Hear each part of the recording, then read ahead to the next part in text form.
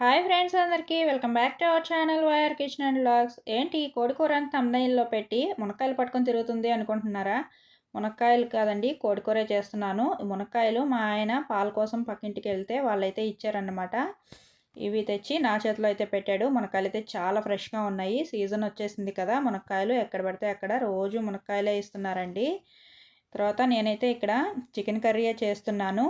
ఒక KG chicken అయితే తెప్పించానమాట. పొద్దున్నే మార్కెట్కి వెళ్ళి ఒక కేజీ చికెన్ పట్టుకొచ్చారు.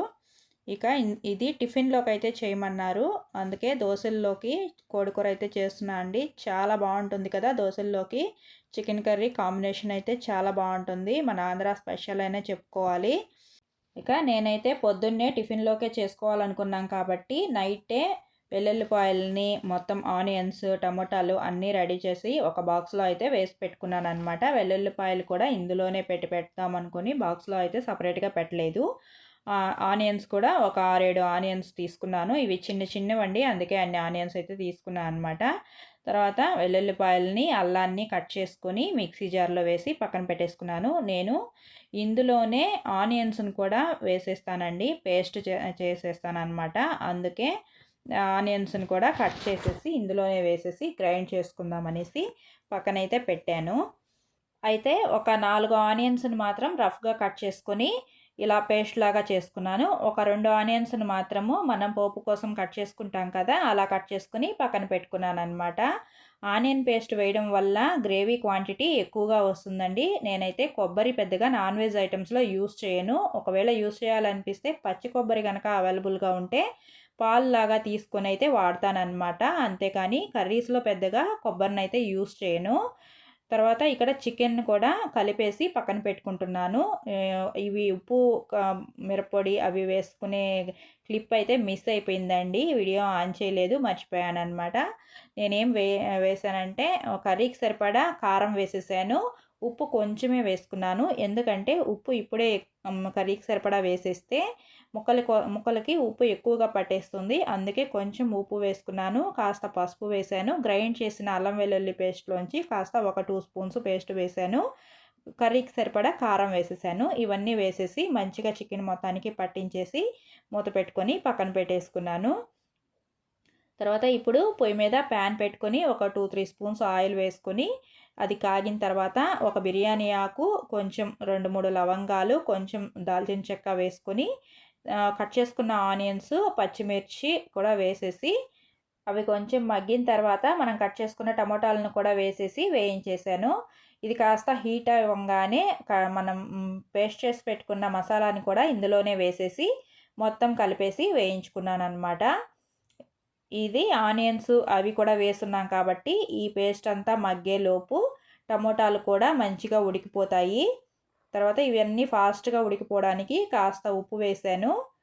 ఇవన్నీ మొత్తం కలిపేసి మూత పెట్టేసి 1 or 2 మినిట్స్ మీడియం ఫ్లేమ్లో పెట్టుకొని ఉడికించుకొని తర్వాత మూత తీసి పైనుంచి కాస్త కొత్తిమీర పుదీనా వేసుకొని కలుపుకొని ఇక మూత పెట్టకుండా ఒక 5 మినిట్స్ వేయించుకుంటే మసాలా అయితే కలర్ చేంజ్ అయ్యే వరకు వేయించుకోవాలి. తర్వాత ఇందులో ఒక 2 స్పూన్స్ ధనియాల పొడి, 1 స్పూన్ చికెన్ మసాలా పొడి వేసాను. మామూలుగా అయితే కర్రీస్లోకి చికెన్ మసాలా పొడి వేయకపోయినా పర్లేదన్నమాట. కానీ ఇక్కడ మనం ఎక్కువ క్వాంటిటీలో గ్రేవీ లాగా రెడీ చేసుకోవాలి కాబట్టి కొబ్బరి వాడట్లేదు కదా, అందుకే కాస్త గ్రేవీ ఎక్కువగా రావడం కోసం నేనైతే చికెన్ మసాలా పౌడర్ కూడా వేశాను. ఇది ఆప్షనల్, మీకు నచ్చితే వేసుకోవచ్చు, లేదంటే లేదు. తర్వాత కలిపి పెట్టుకున్న చికెన్ కూడా ఇందులో వేసేసి మసాలా మొత్తం పట్టుకునేటట్టుగా కలుపుకోవాలన్నమాట. ఇలా మంటని high to medium flame adjust చేసుకుంటూ దగ్గరుండి కలుపుకోవాలండి, వదిలితే మాత్రం మాడిపోతుంది. ఇలా కాసేపు కలిపేసిన తర్వాత ఒక నిమిషం పాటు మూత పెట్టుకొని మగ్గించుకుంటే చికెన్లోంచి వాటర్ బయటికి రిలీజ్ అవుతుంది. వెంటనే వాటర్ పోసేయకుండా ఇలా కనుక ఒక 2-3 మినిట్స్ వేపుకుంటే చికెన్కి మనం వేసిన ఉప్పు కారం మసాలాలు అన్నీ నీట్గా పట్టుకొని మనం వాటర్ వేసిన తర్వాత కర్రీలోని చికెన్ చప్పగా లేకుండా ఉంటుందన్నమాట. టేస్టీగా అయితే ఉంటుంది. నేనైతే ఫస్ట్ అలవాటుగా చిన్న ప్యాన్లో అయితే పెట్టేశాను. ఇది గ్రేవీ కర్రీ చేయాలి కదా, వాటర్ క్వాంటిటీ ఎక్కువ పోయాలి కాబట్టి అదైతే చికెన్కే నిండిపోయింది. అందుకే పెద్ద బౌల్లోకి ట్రాన్స్ఫర్ చేసేసుకున్నాను. మర్చిపోయానండి, ఫస్ట్ ఈ ప్యానే పెట్టాలి కానీ ఎప్పుడు వాడే విధంగా ఆ ప్యాన్ అయితే పెట్టేశాను అనమాట. తర్వాత చూస్తున్నారు కదా ఎంత క్వాంటిటీలో వాటర్ వేసేసానో. ఇలా వాటర్ ఎక్కువ వేసుకున్న తర్వాత కర్రీకి సరిపడా ఉప్పుని అడ్జస్ట్ చేసుకొని మూత పెట్టుకొని హై ఫ్లేమ్లో పెట్టుకొని ఒక 10 మినిట్స్ మంచిగా ఉడికించుకోవాలి. ఇలా హై ఫ్లేమ్లో పెట్టుకొని బాగా ఉడికించుకుంటే చికెను మంచిగా నీట్గా ఉడికిపోతుందనమాట. మనము దోసల్లోకి గారెల్లోకి చేసుకుంటున్నాం కాబట్టి కాస్త వాటర్గా ఎక్కువగా వేసుకుంటే కర్రీ చాలా అయితే వస్తుంది. చల్లారేటప్పటికి కాస్త చిక్కపడుతుంది. అందుకే ఇలా ఎక్కువ వాటర్ వేసుకొని కాస్త నీళ్ళలాగా వచ్చేటట్లుగా ఉడికించుకోవాలన్నమాట. తర్వాత చూస్తున్నారు కదా ఎంత మంచిగా ఉడికిపోయిందో. హై ఫ్లేమ్లోంచి తీసేసి సిమ్లో పెట్టి ఒక 5 మినిట్స్ ఉడికించాను. చూడండి ఎంత మంచిగా ఉడికిపోయిందో చికెను. ఆయిల్ కూడా మంచిగా ఫ్లోట్ అయింది కదా, అంటే చికెన్ నీట్గా ఉడికిపోయింది. చూస్తున్నారు కదా చికెన్ కూడా చాలా నీట్గా ఉడికిపోయింది. స్మెల్ అయితే గుమగుమలాడిపోతుందండి. గ్రేవీ కన్సిస్టెన్సీ చూసారు కదా, ఇలా అయితే రావాలి. ఈ టైంలో స్టవ్ ఆపేసుకుంటే తర్వాత చల్లారేటప్పటికి ఇంకాస్త చిక్కపడుతుందన్నమాట. కర్రీ అయితే ఉడికిపోయింది. చికెన్ నీట్గా ఉడికిపోయింది. నేనైతే స్టవ్ ఆపేసి మూత పెట్టేసి పక్కన పెట్టేస్తున్నాను. మీరు కూడా ఈసారి ఎప్పుడైనా కర్రీ ప్రిపేర్ చేసేటప్పుడు ఈ మెథడ్లో ఒక్కసారి ట్రై చేసి చూడండి.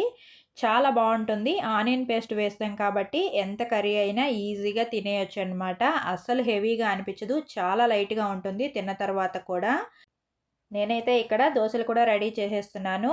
వీడియో చూశారు కదా, వీడియోకి ఒక లైక్ చేయండి. ఛానల్ని సబ్స్క్రైబ్ చేసుకోండి. మరో మంచి వీడియోతో మళ్ళీ కలుద్దాం. Bye friends.